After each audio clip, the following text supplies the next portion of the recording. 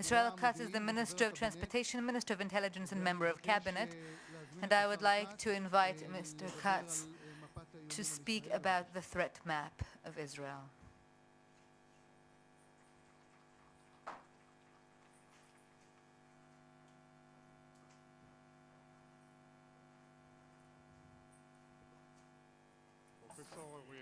Professor Uriel Reichman, President of the IDC, Professor Alex Mintz, Head of the IPS,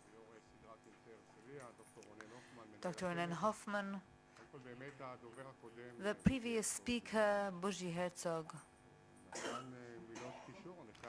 definitely gave us some linking words, and I must say that if the wagon is before the engine, an accident will happen. I confirm that as Minister of Transportation.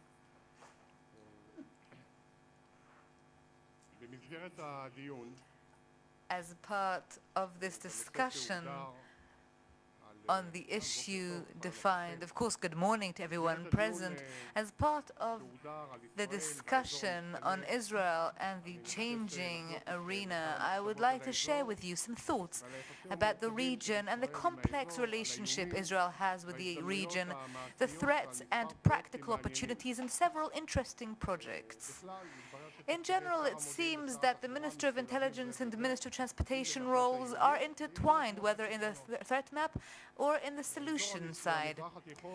The Middle East is characterized with changing dynamics, weakness of various states, and low governance areas that attract and later export terrorism, non-state actors that are violent, take over areas and take control of military organizations and resources, proliferation of advanced weaponry and missiles, Islamic extremism, including waves of refugees that, aside from the humanist view, also impact the social fabric of the hosting countries, the wavering of different boundaries, linkage that is motivated by technology between different people and different arenas, where viral phenomena are spread like fire, and the competition between superpowers as well as powers across the globe, but also the willingness to collaborate with frenemies, which is a term that shows how you can both collaborate and grapple with the same entity. As far as the threat over Israel, Iran continues to be the main threat, even following the nuclear agreement, both because of the need to monitor and verify and ensure that the agreement is indeed being filled. And this is not only a need of Israel, it's also the need of other countries such as the United States, and also primarily because of the military support and financial support that it gives to terrorist organizations that target Israel, and specifically in terms of the intensity of the threat, Hezbollah. Iran's involvement in Syria is also a threat not only to Israel, but also to the Sunni majority there, and in the area, and to interests of regional superpowers such as Turkey and Saudi Arabia. Hezbollah is the largest non-state threat to Israel. It is currently too involved in Syria and is deterred by Israel. It is also extradited and viewed as a terrorist organization by many countries, which lessens, on the one hand, the threat of conflict, but on the other, the threat of conflict does exist, especially because of two reasons. The first being that Hezbollah is an organization that by definition is an Iranian satellite, and Iran can decide what to do with it, with its own interests in play in various regions.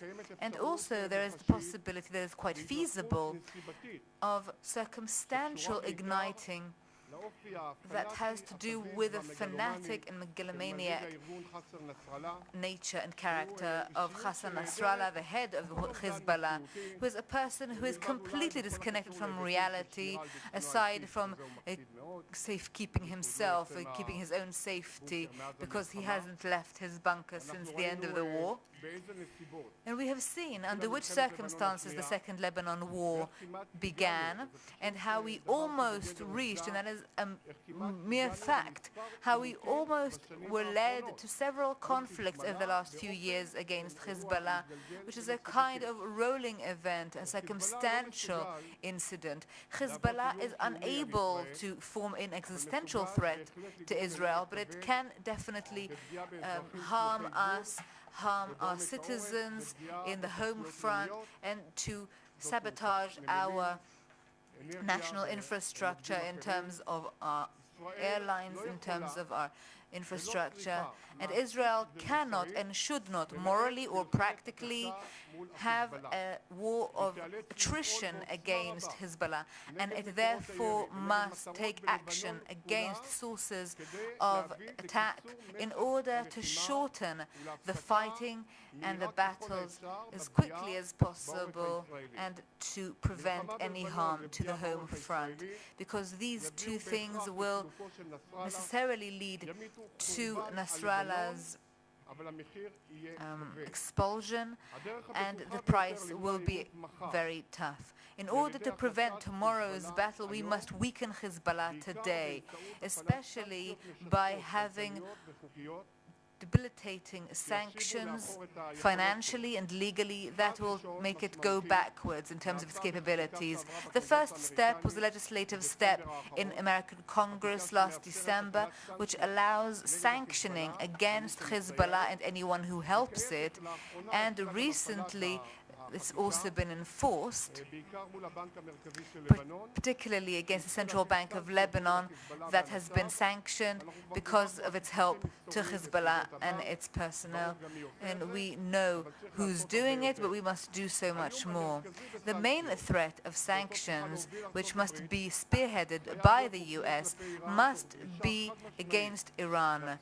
They must demand that the specific and advanced weapons not be given to Hezbollah in order for Iran to stop being the head of war and to start collaborating. It is an interest, a Lebanese interest, a regional interest, and a world interest.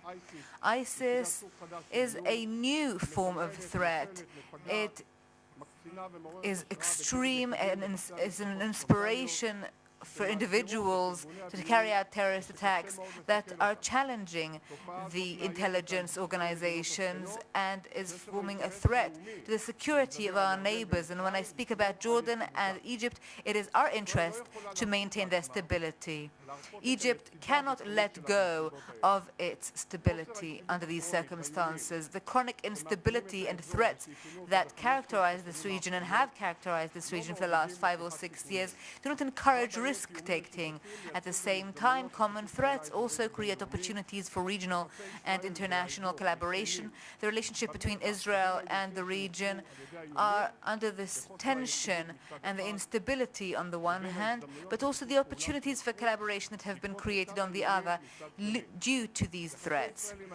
Israel's relations with the region are on two levels, under the table and over the table.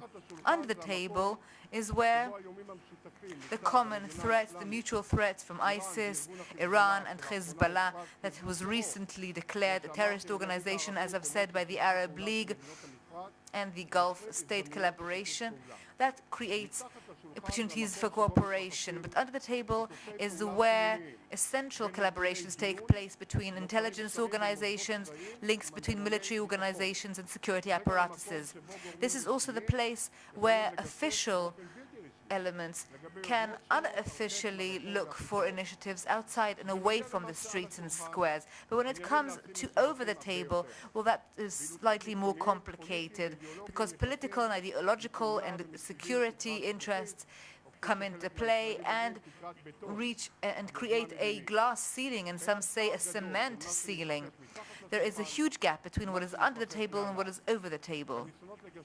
And any attempt to bridge this gap will be suspicious in many states. Israel is open to upgrading and to moving the relationship to over the table from under the table, but whereas the political relations over the table between Israel and the region are not easy or simple, and they are in fact complicated, and any attempt to advance them is being challenged by conditions and circumstances, there is real, true, practical collaboration under the table.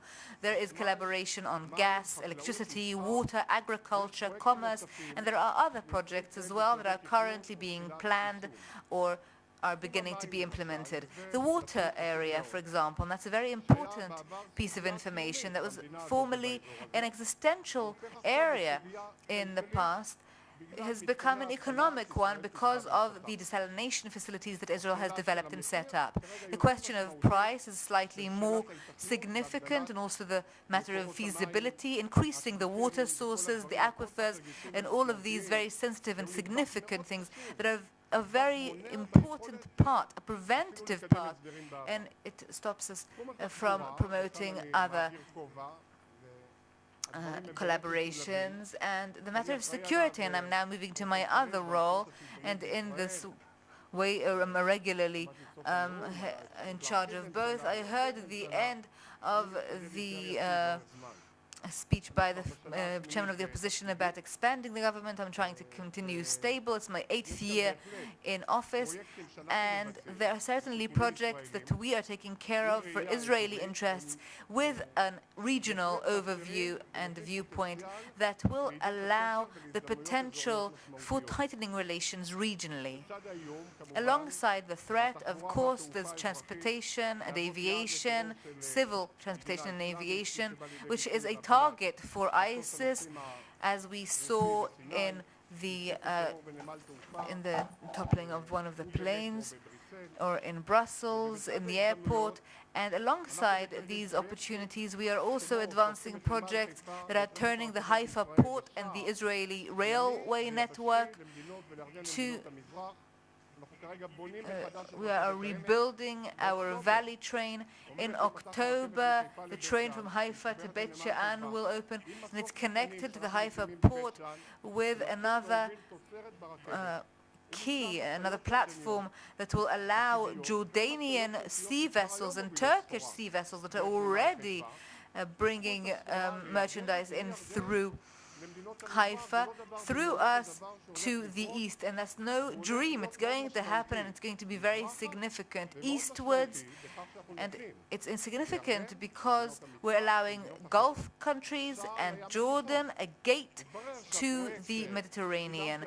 And it appears that this project that I've advanced for many years is now suddenly Syria is blocked for Turkey, and Syria is blocked on its way to Jordan, and so everybody wants Israel to be this bridge. And this is a reality, and I'm talking to people around the world, and they didn't realize, and they were quite impressed with the huge benefit geopolitically, economically, and politically of this. And by the way, at the time of the Turks, when there were no limitations, these lines were operative. We're of course building 2 more ports, and that will also increase our abilities and capabilities. Under such a reality, and as part of the time given, I would like to touch upon another issue that is a vision but may very easily become reality. And in time, when we talk or others talk, it will be no less significant than this port and land connection to Jordan and the east. And I'm talking about an island opposite Gaza. It's 3 miles, because that's the territorial distance. And on that island, there will be a port, there will be desalination facilities, there will be energy facilities, and in the further future, perhaps an airport as well. What is the difference between that or not setting it up at all, or setting up a port in Gaza? Not setting it up at all. With all my worldview, I do not believe in the truthfulness of this, in the verity of this. it is impossible and not feasible to sustain, for security reasons, the Egyptians on one end and Israel on the other, to leave them blocked and locked up in this pressure cooker of Gaza.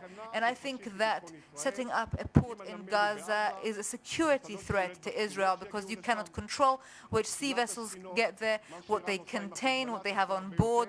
What Iran does with Hezbollah, it will do much more through the southern part of Israel, and we cannot have that happen. So how can we maintain security with Israel controlling legally under international law, with the ability to check the ports, to have an island with a 5-kilometer bridge between the island? And I'm saying this is, as a Minister of Transportation, I have planned this together with the Israel Port Authority that's already setting up 7 ports around the world. Very realistic, the willingness of investors to come and invest. We can also have hotels there. We don't want residents there. We don't want residential buildings there. You cannot have tunnels from the island to Gaza. You cannot smuggle, unlike a port in Gaza. I think this idea is completely feasible and realistic. It can be international, so that we don't go into all these ideological conflicts. And this piece of land, this island, was not promised by God to anyone, the Jews or the Palestinians. So now no one can ideologically say it is theirs, this side or the other side. This is something that is completely outside of ideology, that conserves and preserves Israeli security, but allows Gaza an opening out to the world, which it hasn't had for a very long time, while maintaining and enhancing Israel's security. And that is an example how, in our complicated reality, with all the constraints, with the unequivocal need to maintain Israel's security, and I can tell you, as an understatement, that most of the professional security officials in Israel support this idea, and I hope the political echelon in Israel will also have the determination and the bravery, and this is of course being discussed, to get this, to make a decision, to have an Israeli initiative, to get other countries and superpowers on board, regional countries that have an interest, Muslim countries and other countries that also have a shared interest, a wide range of countries around the world, in Europe, in the area, to have them all on board, take part in this project. The Palestinians can take part in establishing this in operation. It will create tens of thousands of jobs. I'm not doing this because I believe in changing the ideology and character of Hamas. I don't think anyone here believes that. It is not designed for that. I don't even expect anything in return from them. But in our security reality, we will take care, we will deter, we will do everything we need without, regardless. We are doing this for a financial, humane, and economic interest, and for Israeli interests. This is an opportunity to spearhead an initiative that I know from the contacts I have made that is very acceptable around the world. And finally, under this reality, we'll be solving half the Palestinian issue for the interim mid-term range, under a reality where we cannot anywhere else advance and promote anything else. I think that minimally, at least, we're talking about all sorts of agreements and understandings. I don't know if the chairman of the opposition said that here, that for now we've heard other expressions and other statements, but as I've said, we've had it with Jordan, with other countries where we can promote this practically and enhance it.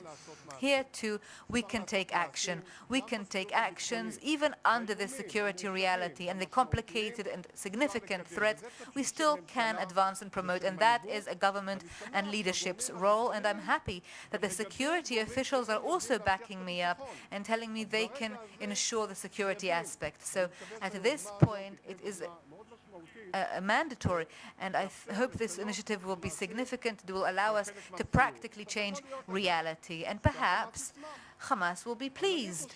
But I think, by the way, and I'm not doing it because of Hamas, but I think that in the long range it will weaken Hamas, because if there'll be an opening and there'll be economic activity and the population will get out of this situation where Hamas can control the population because of the circumstances and, of course, because of religious fanatics, that can change the atmosphere and perhaps allow a real change in the long range between Israel and the Palestinians. Palestinians, but also in the mid-range, it will achieve its aims. I would like to thank you for the opportunity to speak here this morning, and to hope that you enjoy the rest of the day, and to hope that Israel continues to promote its goals. Thank you very much.